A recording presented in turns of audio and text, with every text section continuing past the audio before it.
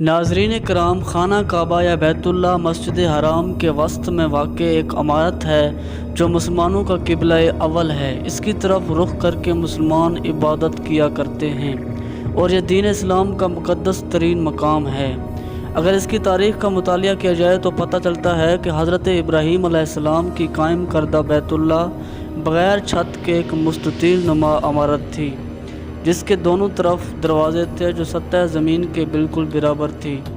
جن سے ہر خاص و عام کو گزرنے کی اجازت تھی۔ اس کی تعمیر میں 5 پہاڑوں کے پتھر استعمال ہوئے تھے، جبکہ اس کی بنیادوں میں آج بھی وہی پتھر شامل ہیں جو حضرت ابراہیم علیہ السلام نے رکھے تھے۔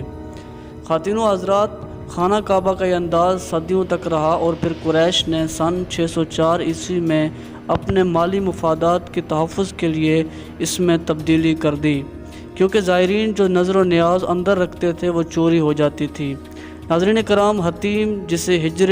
اسماعیل بھی کہا جاتا ہے، خانہ کعبہ کی شمال کی جانب ایک دیوار جس کے باہر سے طواف کیا جاتا ہے۔ قریش نے بیت اللہ کے شمال کی طرف 3 ہاتھ جگہ چھوڑ کر عمارت کو مکعب نما یا کعبہ بنایا تھا، اور وجہ یہ بتائی جاتی ہے کہ روپے پیسے کی کمی تھی، کیونکہ حق حلال کی کمائی سے بیت اللہ کی تعمیر کرنی تھی۔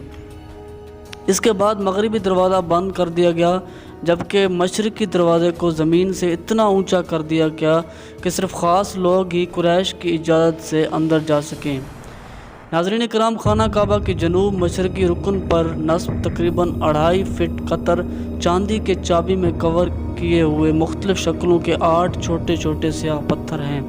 جن کے بارے میں اسلامی عقیدہ یہ ہے کہ خانہ کعبہ کی تعمیر کے وقت جنت سے حضرت جبرائیل علیہ السلام لائے تھے، اور بعد میں انہیں نبی اکرم محمد صلی اللہ علیہ وسلم نے اپنے دست مبارک سے نصب کیا۔